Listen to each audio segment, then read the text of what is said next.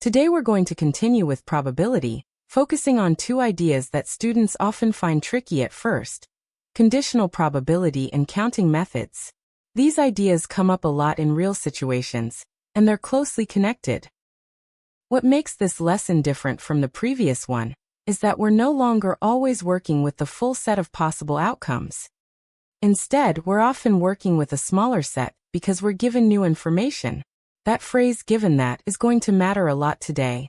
Anytime you hear "given that," you should expect the sample space to change.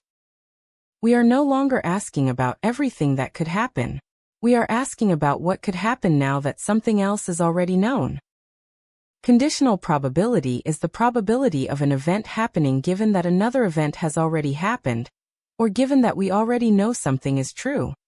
In everyday language, it sounds like this: what is the chance of something happening now that I have new information? That new information always restricts the sample space. Some outcomes are no longer possible, so we cross them out mentally and work only with what remains. Let's start with a very concrete example, so we can see this clearly. Imagine a jar with 8 red marbles and 2 blue marbles. That gives us 10 marbles total. If we reach into the jar and pick one marble at random, the probability of picking a blue marble is 2 out of 10, which simplifies to 1/5. That calculation uses the full sample space of 10 marbles. Now let's add information. Suppose you pick one marble, look at it, and it is red. You do not put it back. Now you want the probability that the next marble you pick is blue. This is a conditional probability, because we are being told something about what already happened.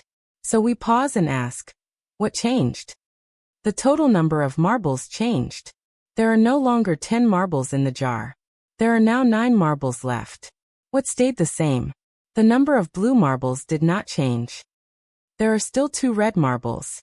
So the new sample space has 9 possible outcomes, not 10.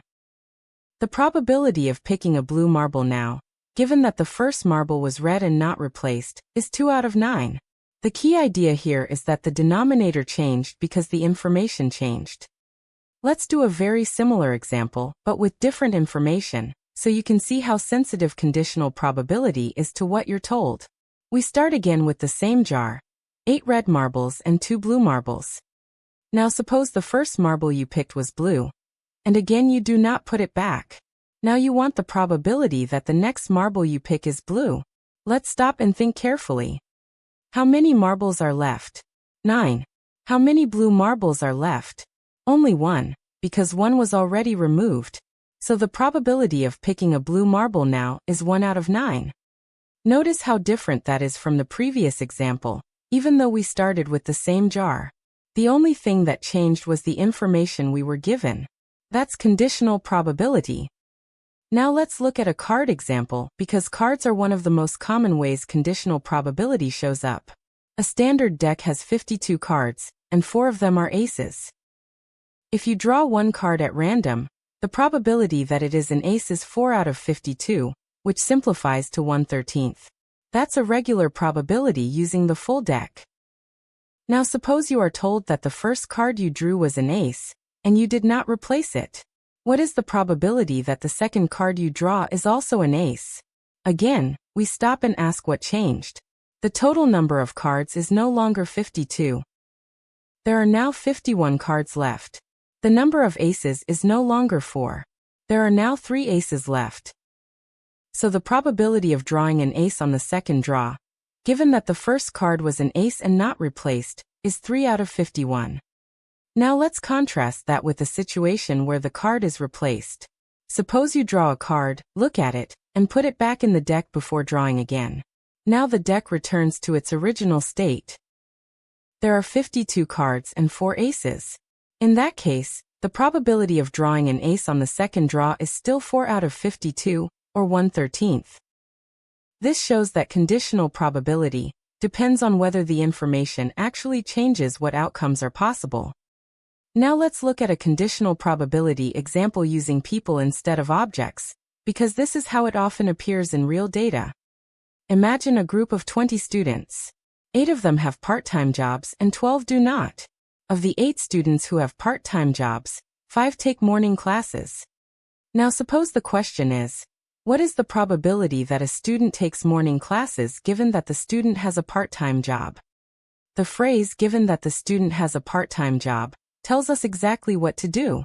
We do not look at all 20 students anymore. We restrict our attention to the 8 students who have jobs. That group of 8 becomes the new sample space. Out of those 8 students, 5 take morning classes. So the probability is 5 out of 8. This example shows how conditional probability often means out of this smaller group. Now let's connect conditional probability to multiplication. Earlier, we talked about in problems. When events are dependent, we cannot simply multiply probabilities from the original sample space. Instead, we multiply the probability of the first event by the probability of the second event, given that the first event occurred. Let's go back to the candy example. We have a bag with 3 red candies and 2 blue candies. We draw 2 candies without replacement. We want the probability that both candies are red. We start with the first draw. There are 5 candies total, and 3 of them are red. So the probability that the first candy is red is 3 out of 5. Now we move to the second draw, and this is where conditional probability appears. The probability of red on the second draw depends on what happened on the first draw. Given that the first candy was red and not replaced, there are now 2 red candies left out of 4 total candies. So the probability of red on the second draw, given that the first was red, is 2 out of 4, which simplifies to 1/2. Now we multiply the probabilities. 3/5 multiplied by 1/2 gives 3/10. This is a classic example of dependent events, and it shows how conditional probability fits naturally into multiplication. Now we're going to shift to counting methods, permutations and combinations. Before doing any counting, it's important to understand why we're doing this. Sometimes the sample space is too large to list. Instead of writing out every possible outcome, we count how many outcomes exist. That count then becomes the denominator when we calculate probability. Before doing any counting, we always ask 2 questions. Does order matter? And can items repeat? Let's start with permutations, which are situations where order matters. Suppose you have 3 students, Anna, Ben, and Chris. You want to know how many different ways you can arrange them in a line. Anna Ben Chris is different from Banana Chris. Because the order changes the outcome, this is a permutation. There are 3 choices for the first position. Once that choice is made, there are 2 choices left for the second position. Then there is 1 choice left for the third position. Multiply 3 times 2 times 1 to get 6. That means there are 6 different arrangements. Now let's extend that idea. Suppose you have 5 people, and you want to choose a president, a vice president, and a secretary. These are different roles, so order matters. The person chosen as president is not the same as the person chosen as secretary. You have 5 choices for president, 4 choices left for vice president, and 3 choices left for secretary. Multiply 5 times 4 times 3 to get 60 possible outcomes. Now let's contrast that with combinations, where order does not matter. Suppose you have the same 5 people, but now you just want to choose a committee of 3 people. Is the same group as Ben, Chris, Anna. Because the order does not create a new outcome. This is a combination. This is where students often overcount by treating a combination like a permutation. The key difference is whether rearranging the same people creates a new outcome. If it does not, then order does not matter. Now let's connect counting to probability. Suppose you are creating a 3-digit code using the digits 0 through 9, and digits are allowed to repeat. For each digit, there are 10 possible choices. There are 10 choices for the first digit, 10 for the second, and 10 for the third. Multiply 10 times 10 times 10 to get 1,000 possible codes. If someone guesses randomly, the probability of guessing the correct code on the first try is 1 out of 1,000. Now let's do a smaller lottery-style example, so we can see the counting clearly. Suppose you choose 2 numbers from the numbers 1 through 5, and order does not matter.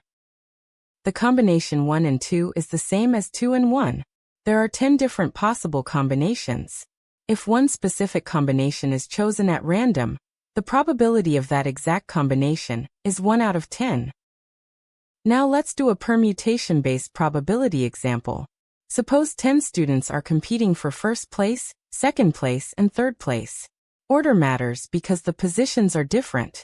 There are 10 choices for first place, 9 for second place, and 8 for third place. Multiply 10 times 9 times 8 to get 720 possible ordered outcomes. The probability of one specific ordering is 1 out of 720. Before we finish, let's reinforce the decision questions that keep these problems manageable. For conditional probability, always focus on the phrase "given that" and ask what the new sample space is. For counting, always ask whether order matters and whether repetition is allowed. These questions do most of the work for you. The big takeaway from today is this. Conditional probability is about updating your sample space when you have new information, and permutations and combinations are about counting possibilities when listing outcomes is impractical. When you slow down, define what is possible, and ask the right questions, these problems become much more approachable.